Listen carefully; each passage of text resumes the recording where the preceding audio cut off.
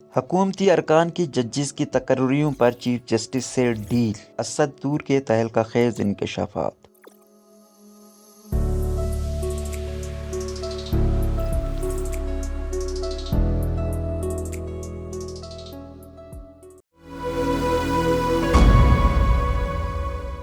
گزشتہ judicial commission میں chief justice Umar Ata Bandial کی جانب سے پیش کیے گئے 5 ناموں کے 28 جولائی کے اجلاس میں مسترد ہونے اور اس کے نتیجے میں کھڑے ہونے والے تنازع کے بعد اب لگتا ہے کہ جوڈیشل کمیشن میں شامل حکومتی نمائندگان یعنی اٹارنی جنرل پاکستان اور وزیر قانون کی چیف جسٹس کے ساتھ کسی قسم کا سمجھوتا ہو گیا۔ یہ دعویٰ کیا ہے صحافی اسد علی طور نے اپنے تازہ ترین ویڈیو لاگ میں، جس میں بتاتے ہیں کہ معزز چیف جسٹس عمر عطا بندیال نے جوڈیشل کمیشن آف پاکستان کے لیے 4 ججز کو نامزد کیا ہے۔ انہوں نے بتایا کہ کل 5 ججز کی جگہ سپریم کورٹ میں خالی ہے، لیکن حیرت انگیز طور پر صرف 4 ناموں کا اعلان کیا گیا ہے۔ ان میں سے ایک اسلام آباد ہائی کورٹ کے چیف جسٹس اطہر من اللہ ہیں، ایک لاہور ہائی کورٹ سے جسٹس شاہد وحید، تیسرا نام سندھ ہائی کورٹ کے جسٹس حسن اظہر رضوی کا ہے۔ یہ دونوں جج حضرات اپنی اپنی ہائی کورٹس میں سینیورٹی لسٹ میں چوتھے نمبر پر ہیں۔ چوتھا نام سندھ ہائی کورٹ سے جسٹس شفیع صدیقی کا ہے، جو سینیورٹی لسٹ میں 6 نمبر پر ہیں۔ جسٹس اطہر من اللہ کو چھوڑ کر باقی تینوں نام وہی ہیں جنہیں 28 جولائی کو ہوئے آخری کمیشن کے اجلاس میں مسترد کیا جا چکا ہے۔ اکثریتی ووٹ ان ناموں کے خلاف آئے تھے۔ سپریم کورٹ کی روایت کے مطابق اگر ایک نام مسترد ہو چکا ہو تو اس پر دوبارہ تقرر کے لیے غور نہیں کیا جاتا۔ ایک صورت میں کوئی نام دوبارہ پیش کیا جا سکتا ہے کہ اس پر رائے دینے سے اکثریتی ارکان نے اعتراض برتا اور اسے مستقبل کے لیے اٹھا رکھا ہو۔ دوسری صورت یہ ہو سکتی ہے کہ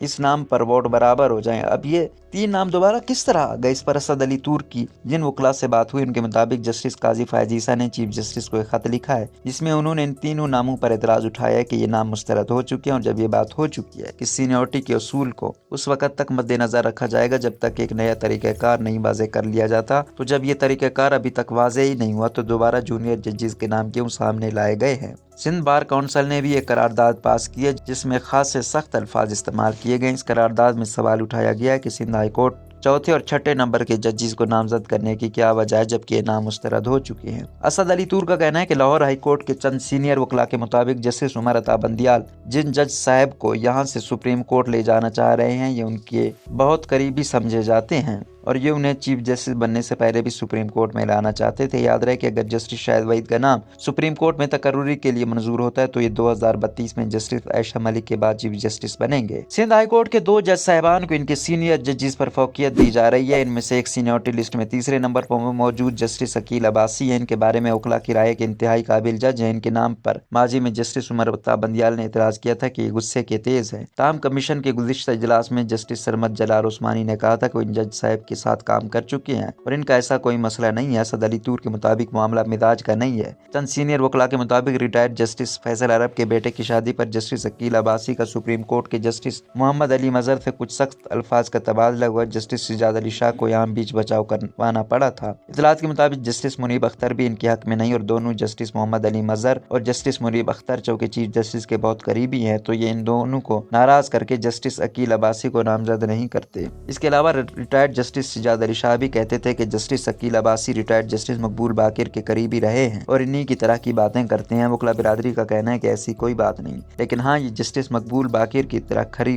بات کرنے اور دباؤ کے بغیر فیصلے کرنے کے عادی ہیں۔ یہاں یہ امر بھی قابل ذکر ہے کہ جسٹس حسن اظہر رضوی تو جسٹس محمد علی مظہر جو خود سندھ ہائی کورٹ کے سینیورٹی لسٹ میں 6 نمبر سے براہ راست سپریم کورٹ پہنچے تھے، ان کے سمدی بھی ہیں۔ جسٹس شفیع صدیقی کے بارے میں بھی وکلاء ذرائع نے اسد طور کو بتایا کہ جب سپریم کورٹ میں 28 جولائی کو جسٹس سجاد علی شاہ رکن بنے جوڈیشل کمیشن کے اور اچانک 5 ججز کو نامزد کیا گیا تو جسٹس سجاد علی شاہ کی ریٹائرمنٹ سے قبل ہی ان کے جانشین کو نامزد کر دیا گیا تھا۔ ذرائع کے مطابق جسٹس سجاد علی شاہ نے اسی شرط پر جسٹس عمر عطا بندیال کے امیدواروں کو ووٹ دیا تھا کہ جسٹس شفیع صدیقی کو سپریم کورٹ لایا جائے، حالانکہ سجاد علی شاہ خود 17 روز بعد ریٹائر ہو رہے تھے۔ اسد طور کا کہنا تھا کہ وہ جسٹس حسن اظہر رضوی، جسٹس شفیع صدیقی یا جسٹس شاہد وحید کی قابلیت پر سوال نہیں اٹھا رہے، لیکن اس طریقہ کار پر سوالات اٹھا رہے ہیں کہ جس میں ذاتی قربتوں اور رشتہ داریوں کی بنیاد پر فیصلے کیے جا رہے ہیں۔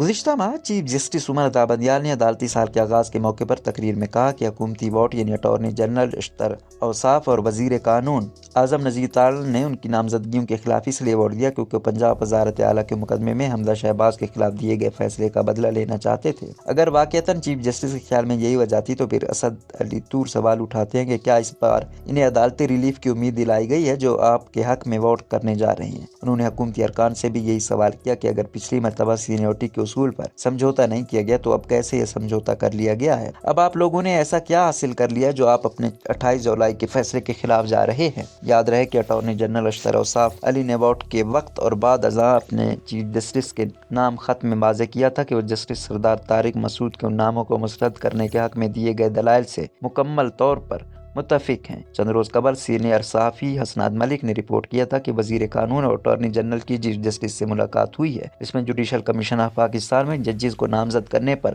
مفہمانہ انداز میں آگے بڑھنے پر بات کی گئی ہے تاکہ آئندہ اس اجلاس میں تنازع نہ ہو۔